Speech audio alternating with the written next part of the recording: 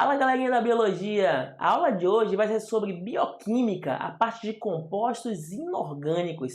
E vamos começar falando, gente, da água.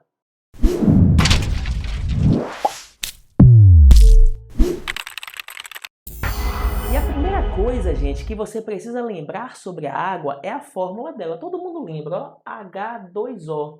Quer dizer que tem dois átomos de hidrogênio e um átomo de oxigênio. Tá aqui, ó, gente. Eu tenho várias moléculas de água aqui soltas, simulando como se fosse um recipiente contendo água.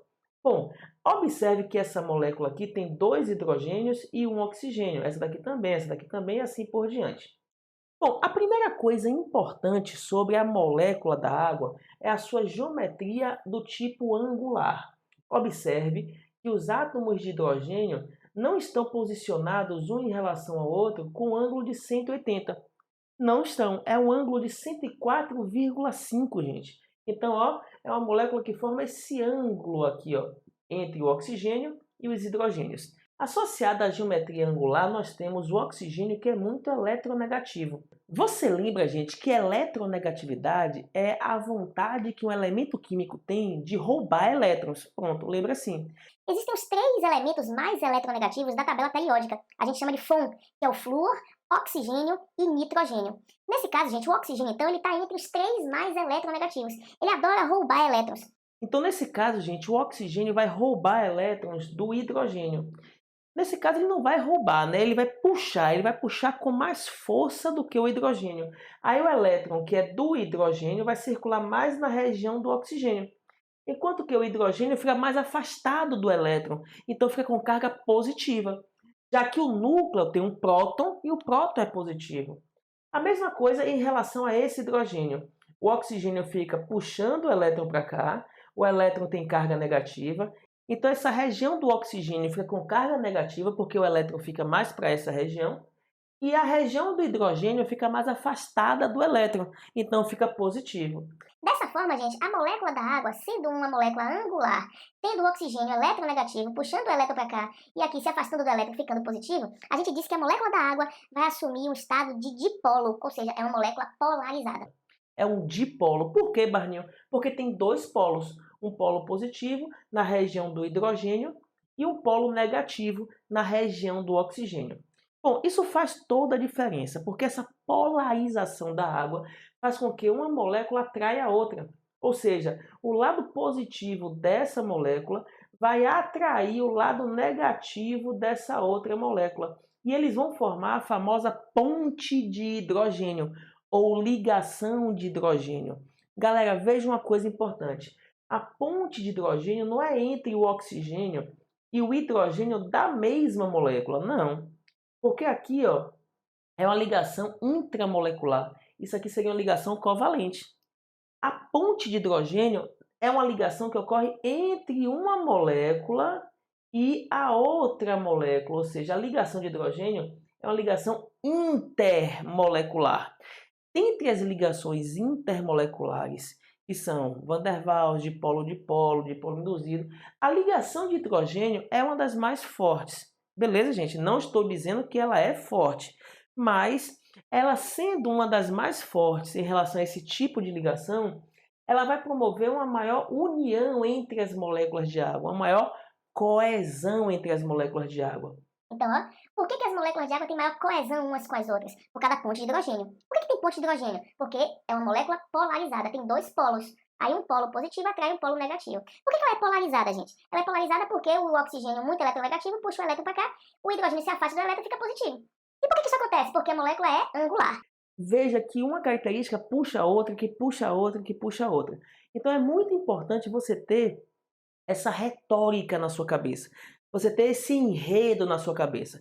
Porque a partir daí, a partir dessas propriedades físico-químicas, a gente vai deduzir a importância biológica. Beleza, gente? E a primeira característica físico-química que vai determinar uma importância biológica é o fato de que a água ela acaba sendo líquida à temperatura ambiente, ou seja, a 25 graus Celsius. Bom, se ela é líquida a 25 graus Celsius, isso tem a ver com a coesão, tem a ver com as pontes de hidrogênio, com as ligações de hidrogênio, ela vai acabar servindo como um bom solvente. Lembre que solvente é quem dissolve e soluto é que é dissolvido. Então veja, galerinha, ó, que se eu pegar 1 grama de sal e colocar aqui na água, uma pitadinha de sal, você vai perceber que se eu usar uma lupa aqui, que as moléculas de sal, ou seja, de NaCl, estão ó, afastadas, elas estão ionizadas. E cercando as moléculas de sal, nós temos as moléculas de água. Então a gente diz que a água, ela dissolveu o cloreto de sódio. Dissolver quer dizer que cada componente do cloreto de sódio vai estar cercado por moléculas de água e separado um do outro. É uma mistura perfeita, é uma solução. Nesse caso, uma solução onde a água é o solvente. Agora, a gente disse que a água é um solvente universal. Por quê? Porque ela é o solvente da maior parte dos solutos presentes em uma célula, nos seres vivos. Porque a água é o solvente mais abundante do corpo de um ser vivo, de uma célula viva, entendeu, gente? Não quer dizer que ela seja o responsável por dissolver todas as substâncias. Então, esse universal aí, ó, entre aspas, valeu, galerinha? Não esquece isso. Lembre que existem moléculas que são apolares e que não se dissolvem bem em água, como por exemplo as gorduras. A água é um bom solvente para moléculas polares, moléculas com carga, beleza, gente? Não esquece, hein? A segunda característica importante em relação à água é que ela tem um alto calor específico. Ou seja, o que é o calor específico, Barninho? Ó, tudo que eu estou mostrando aqui, gente, tem a ver com o fato de que as moléculas de água têm alta coesão entre elas. E o que é então calor específico, Barninho? Calor específico, gente, é quando a gente pega 1 grama de água na forma líquida e consegue elevar a temperatura, lógico, né, aquecendo, fornecendo energia. A gente consegue elevar a temperatura de 14,5 até 15,5, ou seja, com a variação de 1 grau Celsius. Então, essa quantidade de energia, beleza, necessária para aumentar a temperatura em 1 grau, a temperatura de 1 grama da substância, a gente chama de calor específico.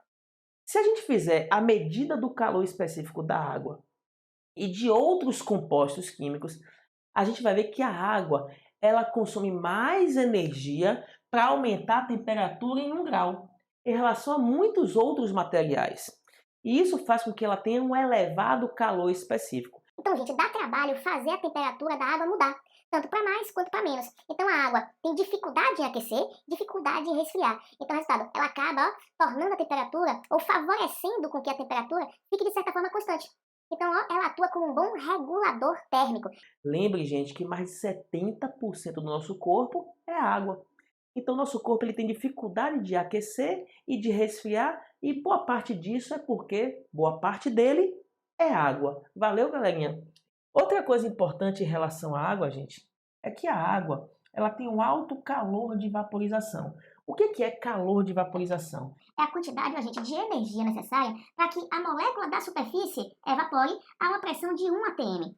Então, numa pressão de 1 atm, quanto de energia eu preciso para fazer a molécula da superfície evaporar? Isso é calor de vaporização, é o calor latente de vaporização. Bom, e isso vai favorecer o que, Barney? O calor específico alto e o calor de vaporização alto fazem com que a água seja um bom regulador térmico. E um exemplo bem famoso disso nas provas do Enem, por exemplo, é o suor. Quando a gente sua, o nosso corpo libera água na superfície da gente na forma líquida. Só que a água na superfície do corpo, ela vai evaporar. Para evaporar, as moléculas têm que se agitar. Para se agitar, precisam de energia. E aí elas vão roubar energia do nosso corpo. Então quer dizer que nosso corpo perde energia para a água do suor, para que a água do suor evapore e dessa forma nosso corpo resfria. Então esse é um bom exemplo, gente, de que o calor específico e o calor latente de vaporização ajudam no resfriamento do nosso corpo, quando a gente transpira num dia quente, por exemplo. Valeu, galerinha? Bom, outra coisa importante, ó, a água tem um fenômeno chamado de capilaridade. Capilaridade, gente, é simples. É quando a gente pega e mergulha na água um tubo muito fino, tão fino quanto um fio de cabelo. Por isso o nome capilaridade, porque ela vai subir num tubo fino como um cabelo. Então lembra disso?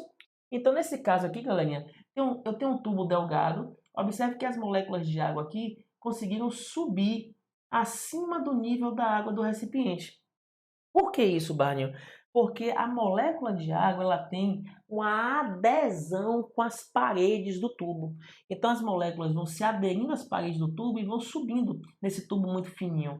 É como se elas ficassem espremidinhas dentro desse tubo, e aí as moléculas que estão em contato com a superfície do tubo, lógico, né? A superfície do tubo tem que ser polar para poder interagir com a água, aí as moléculas vão escalando a superfície, ó, vão escalando esse tubinho, e uma vai puxando a outra. Por quê, Barninho? Porque olha só, aí é importante você distinguir duas palavrinhas.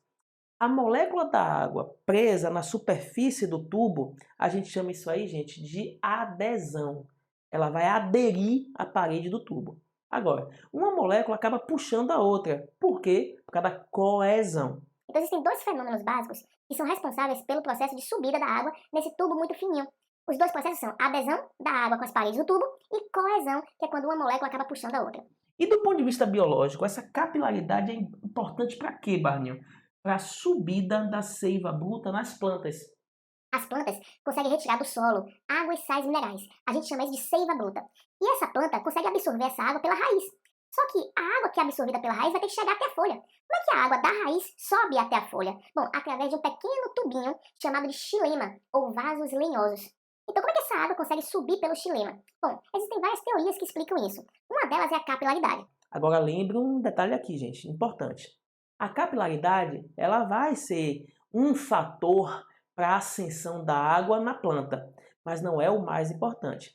Você vai aprender lá em botânica, né, em outra aula lá de botânica, você vai aprender que o que faz realmente a água subir por muitos metros ao longo de um tronco de uma árvore é o fenômeno da evapotranspiração nas folhas, que vai causar uma tensão na coluna de líquido dentro do xilema e que pela coesão a coluna vai subindo. Então, gente, não esquece isso. Qual é o principal mecanismo de ascensão da seiva bruta? É a transpiração na folha que vai gerar uma tensão e uma coesão que vai fazer a água subir. Beleza? O nome disso é teoria da coesão-tensão de Dickson. Porém, a capilaridade é também um fenômeno que vai ajudar nesse processo de ascensão. Não é o mais importante, mas pode cair nas provas. Valeu, gente? Não esquece isso. A quinta e última, gente, propriedade da água é que ela tem uma tensão superficial. E isso favorece o deslocamento de certos animais na superfície.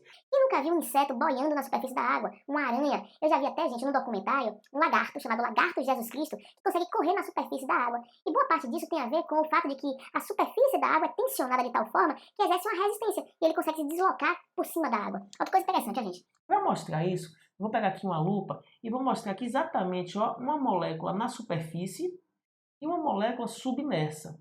Veja que a molécula que está submersa, ela vai ser atraída por moléculas que estão ao seu redor. Então ela vai ser atraída por todos os lados. Ó, gente, a consequência disso é que se ela for atraída na mesma direção, só que sentidos opostos, então quer dizer que os vetores de atração aqui vão se anular. Então se uma molécula está mergulhada na água, ela vai ser atraída para todas as direções e todos os sentidos. Então a força resultante de atração vai ser zero. Então, resultado, gente, as forças aqui vão se anular. E aí a molécula tende a ficar parada. Beleza? Agora é lógico, existem outros processos que fazem a molécula de água circular por aí, mas que não vem ao caso a gente discutir agora. Bom, o que importa para a gente aqui, gente, é que essa molécula da superfície, por exemplo, ela vai ser puxada aqui para um lado, vai ser puxada para o outro, vai ser puxada aqui para baixo, mas ela não vai ser puxada para cima. Porque as moléculas de água que estão aqui em cima dessa são todas moléculas de água na forma de vapor. As moléculas de água na forma de vapor não formam mais pontes de hidrogênio. Então o resultado, galera, é que essa molécula ela tende a ser puxada para baixo e para os lados, mas não para cima. Então aqui no caso, a força de atração não vai zerar, ou seja, não vai se anular. A força de atração vai tensionar a superfície do líquido. De tal forma, galera, de tal forma que se um inseto pousar na água, a superfície da água tensionada consegue suportar o peso do inseto, por exemplo. Agora, é interessante você ver isso em várias situações. Por exemplo, pega um copo e coloca água no copo até a borda. E vai colocando com conta-gotazinhas, gota por gota ali. Você vai ver que a superfície da água vai passar da superfície do copo, vai formar uma bordinha e a água não cai. Por quê? O que está segurando a água ali? São as moléculas da superfície que estão tensionadas. Entendeu, gente? Então não esquece. Quer ver outra coisa interessante? Quando você abre uma torneira, você abriu a torneira ali e depois vai fechar. Quando você vai fechar, sempre tem aquela gotinha que forma aquela barriguinha e não cai. Resultado, ali é a tensão superficial segurando as moléculas da superfície, tensionando a superfície. Valeu, galerinha? Chegou a hora de tirar aquele print, hein, pessoal? Então vamos lá, galerinha, fazer aquele resumo bala sobre a água, hein? Lembra logo a fórmula H2O, quer dizer que tem 2 hidrogênios e um oxigênio. A geometria é angular, um ângulo de 104,5 graus. Angular, o oxigênio muito eletronegativo puxa os elétrons para sua região, e aí o oxigênio fica negativo. Os hidrogênios se afastam do elétron, ficam com os prótons com carga positiva. Isso torna a molécula da água um dipolo, tem 2 polos, o positivo e o negativo. Sendo um dipolo, quer dizer que o lado positivo de uma molécula atrai o lado negativo da outra, formando uma ponte, uma ligação, chamada ligação de hidrogênio. Isso acontece só com as moléculas que têm elementos muito eletronegativos, como o oxigênio. Isso aumenta a coesão entre as moléculas. Aumentando a coesão entre elas, a água acaba sendo líquida à temperatura ambiente. E sendo líquida, ela dissolve bem as moléculas. Ela é um bom solvente. É chamado universal, apesar de que não dissolve tudo, beleza? Outra coisa importante sobre a água, gente. Alto calor específico e alto calor de vaporização. Quer dizer o quê? Que dá trabalho agitar as moléculas de água, porque elas são coesas. Dá trabalho, gasta energia a aquecer a água, assim como dá trabalho resfriar a água. Então ela consegue manter a temperatura dos seres vivos. É um bom regulador térmico. O exemplo interessante é o suor. Quando o suor sai líquido, ele evapora, rouba energia do nosso corpo, resfria nosso corpo. Não pode esquecer desse exemplo.